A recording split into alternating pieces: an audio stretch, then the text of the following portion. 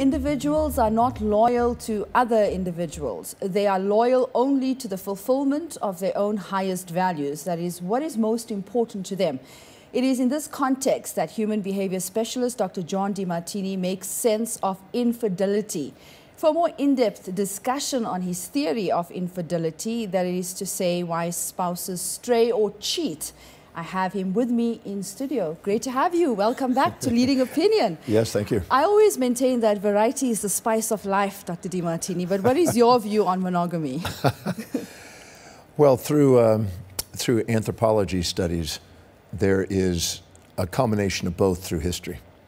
And actually, there's more of the polygamy, if you will, or multiple partners through history of human beings than there has been actually monogamy, which is more recent. Social development has made that practical. So there's no doubt that there's a use to monogamy, and it can be helpful to the family. There's many benefits to it. But there is also individual needs that have to be met. And sometimes we assume that we're now married, that we've got the ring, that now that we can go and do things and not care for our partner or not meet the needs of them. I always say that anything you're not willing to do with your mate and for your mate, you better be willing to have them delegate. Mm-hmm. So they have the potential. Just like in business, nobody's dedicated to a company. They're dedicated to the fulfillment of what's meaningful and important and priority to them. Yeah. In a relationship, an individual is really committed to what's valuable to them, and if they feel that they're getting what they want in the relationship, they feel inspired to be with them, and they stay with them. And most relationships, when you do questioning, they have volatile periods where they think, well, maybe I'd be better off away. Other times I'm grateful I'm there, and it's oscillating throughout the time. Sure. Sometimes there's periods of really appreciation. There's other times there's thinking, maybe this isn't working for me. It's all based on values. So I'm in interviewing thousands of people in my programs, I found out that a woman, for instance, is going to want a man that's healthy, that looks attractive, that kind of meets their search image. They're going to want somebody that has knowledge, that's intelligent. They're going to want somebody that is ambitious, that wants to do something in the world and potentially provide. They're going to want somebody that has resources, that has some wealth. They don't want to have to take care of a young boy like a mother. They want somebody that wants to be with them and have a family with them and wants to have a love for them. They want somebody that can interact socially and have participation with the people they know about and get along with them and family. They want to have somebody that's inspired by something, that they really get up. They're not depressed all the time. They're going places. And so these I call the 7 powers. And every woman wants a man that is empowered in as many areas as possible. And men do the same. It's not much different. Even though we stereotype thinking men just want a pretty girl, the reality is they want a woman that has all those powers. Sure. So once you're in a relationship, any of those powers that you let slide or let down, without realizing it, you could be becoming less valuable or less attractive. And so every decision a person makes is based on what they think will give them the greatest advantage over disadvantage at any moment in time. And if they think that there might be an option out there that's going to give them more advantage and disadvantage, they're vulnerable. Not intentionally, it's not their goal, but this is what's happening. So we're projecting all these needs on our partners. We have our values to be met. It makes sense to have a spare wheel, you know, every now and then. Just well, I think you have to be able to say, take the load off. You have to be able. I had this woman that was angry because her husband had this fling, and I said, just out of curiosity, what is in it for him? What are you offering? And she goes, whoa, what are you offering? Are you the most inspired woman in the world? She goes, no. Are you the most educated woman in the world? No. Are you very business-oriented and have lots of business? And he goes, no. Are you very wealthy? No. You have focus on family? She said, yes. You socially connected? No, I'm isolated at home. Are you the hottest thing on the planet? She goes, I do okay there. I said, well, then be honest with yourself. Don't live in a fantasy. It's like a customer going to if you have Woolworths and Pick and Pay, I think those are the 2 stores. Sure. And if all of a sudden you've been going to Woolworths for 10 months, 10 years, you've been going to Woolworths, and you look like you're a loyal customer, and all of a sudden a Pick and Pay, or vice versa, opens up a block from you with a superstore with a brand new material with great things, and they have what you have at the same price or less, you may all of a sudden try Pick and Pay, or might try Woolworths from Pick and Pay. And then imagine if all of a sudden a manager from Woolworths came to your door and said, you betrayed me. You had an affair on me. We've been together for 10 years and you went to Pick and Pay. And how dare you have an affair on me? They're not understanding. We would think that's ridiculous, but we do that in relationships. We think that somehow that there's this ownership. Now, the ideal is to care enough about the individual to find out what they value and learn the art of communicating and offering value in their values and offering that more than what competitors could offer. If you do, you have the highest probability of sustaining a relationship. And if you keep your areas empowered and you communicate in their values, you have the greatest security. Don't ever ask, why did somebody have the fling? Go and ask, what are you doing to push them away that's not providing for them, and vice versa. So if you do, I think it's a little bit more realistic than having a social idealism. I always say if you look up to somebody and you're the underdog, they may be looking for somebody that's more of a match. If the overdog and you're projecting on them, they want to feel like they're loved for who they are. They're not feeling it. But if you have a balance and you have a real match, that's what keeps the ring on the finger, is making sure you have something that's offering a value and you can keep them in check. I think the general standard is that monogamy appears to be the end, you know, the end goal in a relationship. For me, it's about the person. I actually don't even think about, you know, this is it, I'm going to be monogamous. For me, it's just, I'm in it for me if I'm in a relationship. I'm there for me because there's this extraordinary person that I'm attracted to and want to spend time with him. I'm not really thinking, okay, now I'm going to cut everybody else out. It's just that I'm totally fascinated by this human being, and it's just the way it is. How does it work for you in your relationship? Well, I've recently come to a new relationship myself. Okay. I was married, and then my wife passed away, and then I've dated some people along the way.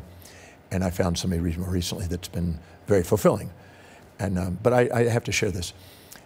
My grandparents I know I was at their 75th anniversary, and they made 78 years of marriage, and they looked alike. They could have swapped wigs, and they would look alike. And so, but I can see that they had pros and cons of being married. There was benefits, no doubt, and there was some challenges that were unfulfilling. But I was on our ship, and I had a visitor there on the ship that was 94 years old, that just finished climbing Mount Kilimanjaro at 94, if you can imagine. Wow, that is amazing. She came on and she says, I'm looking for a young man to take me to the theater. And she came up to me and she asked me and propositioned me to try to take her to the theater. Yeah. My wife was sitting there, and I said, honey, can I take this lovely lady to the theater? She looked at her, 94, and she said, absolutely. And no competition. No competition. Right? Yeah, if it was the Duchess, she might not say that.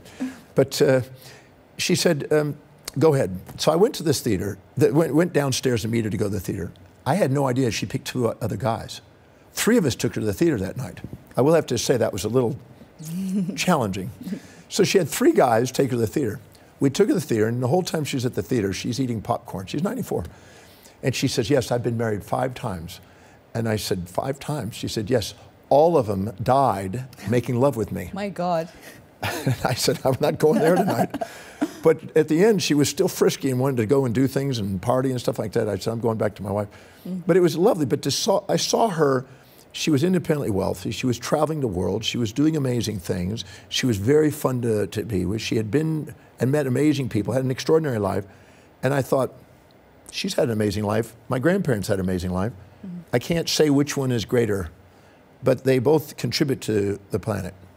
So we have sometimes social idealisms about how it's supposed to be, and monogamy is definitely a simpler process. It's easier and less complex. But I wouldn't want to go to saying that if you don't stay with monogamy and something happens and you end up with multiple partners in your life over time, then don't beat yourself up about it. Love it, learn, grow, and learn to master the communication where you're helping them fulfill what they're doing. If you help your partner fulfill what they would love, they're more likely to want to stay with you to help you fulfill what you would love. In your article that you wrote on infidelity, you mentioned that it's a wake-up call for the person who was cheated in the relationship. Why would you say that? Well, I never use the word cheated. I've never seen a cheat. What I've seen is an individual that's trying to fulfill their values and not knowing how to fulfill their values in the scenario they do, either because of skills, communication skills, or whatever, or that they've been picking. I had a guy the other day that was picking girls that he was always the overdog to. He was always the one in power on, so they could admire him temporarily, and when the dopamine would wear off, then he would dump them and go find somebody else. And he was basically looking for somebody that was admiring him, but not having long-term fulfillment because he couldn't find a match. And then he found somebody that was more powerful than him, and he found himself missing her, wanting to get married to her. He was the underdog. And I always say that whenever you're the underdog, you're looking for the one. When you're ever the overdog, you're keeping your options open for the many. But if you find a match, you keep yourself in check. And I think that that's, if you're going for a match and you find somebody that's really a match, you keep yourself in this nice balancing act. But if you keep going for people that you know that you're empowered over, to feel empowered, you'll probably keep your eyes open for it until you find a match. There's a natural thermostat to try to find this matching mechanism. Sure. But there's no, I don't put a moral issue on it, because we sometimes get in a box about how it's supposed to be instead of learning and growing. Exactly, expanding and just enjoying this other person. Life is life. But I don't use the word cheating. I just say that a human being who's not fulfilled in a relationship, either because of an unrealistic expectation, fantasy that they need to grow through, or because they don't know how to communicate, or the person is preoccupied in having an affair with their kids, or their workout, or their education, or something else. I've never seen somebody that's had a person that's had an affair without that person having an affair in another form and withdrawing from that person and not giving them what they're needing. So always look at what you're involved in, what role you're playing in the dynamic, instead of doing a blaming. Blaming doesn't get anywhere. But looking at the dynamic and trying to figure out what the dynamic is makes both of them educated about the thing in case they would prefer to not have it happen again. There are a lot of couples, Dr. Demartini, that are just miserable. They're miserable in their marriages. They're lonely in their marriages. And they have secret affairs because they need to keep up this kind of social status with the community, etc. Perhaps look after the interests of the children, financial interests as well. What's happening to them psychologically? And, you know, they tell themselves they're okay with living this kind of double life. Well, is it okay psychologically to do that? Because, you know, it can be quite baffling to the average person who focuses on authenticity as opposed to living up to the expectations of the greater society, just to keep up the zack so everything just stays the way it is. Yeah, I don't pay attention to what people say as much as what they do. Because a lot of times people will bitch about things and talk about how terrible these things are, but they stay in it. So what human behavior says that any time somebody does something, it's because they perceive that there's still more advantages than disadvantages. So if they still think that the economic stability from having a husband there, even though it's unfulfilling, is still greater than taking the risk with this person who's maybe incredible in bed or something like that, but doesn't have the economics, they'll stabilize this and try to secretly have this so they get what they want. So everybody's striving to get the maximum out of what their life is. And they may bitch about, I wish my husband was this fantasy person, and that may be their fantasy that they haven't broken. But if they stay there, it's because they still believe that there's more advantage and disadvantage, either because of social implications that they believe, religious implications they believe, or economic circumstances, or social pressure. They still weigh all those factors out and then go, if I'm still getting more advantage and disadvantage, I'll stay there. So I don't pay attention to what they bitch. I make them aware that their decisions are based on what their values are, and they still believe there's more advantage, and that's why they've stayed there, or that's why they're having their fling. I always look at what their values are dictating, not what they always say. So it comes down to personal choice, as long as you can manage that personal choice and you're okay with living a double life. Well, I had a gentleman who was in the United States that I consulted for, and it was really interesting. I consulted for everybody who was involved. He had a wife, I think it was 22 years. He had some children, and she was not taking care of herself. And he was taking care of himself. So he felt that he could still get something more youthful. And he was a Gemini, which probably added to the equation. And so he ended up having this fling with this girl, 20 years younger than his wife. Now, his wife was a lovely lady, but she definitely was not taking care of her attention, giving attention to her beauty anymore. Well, this young thing came along, and he was attracted to this beauty. Well, the young girl wanted him to leave the wife and go off with her. He didn't really want to lose that, because if he divorced his wife, it would cut his wealth in half, even though really the truth is it was her wealth, half of it anyway. But in his mind, he thought it was all his. So he didn't want to really divorce her. He didn't really want to let go of this, so he's caught in this middle. So I went in and negotiated this deal, because he wasn't going to do one or the other. He was going to try to do both. So I sat down with the girls. I said, let's look at the benefits and drawbacks here. He gave a mansion to this lady. He gave a mansion to this lady. This lady had a tennis guy on the side. He was 3 days with her, and 1 day at a cottage to recover from the week.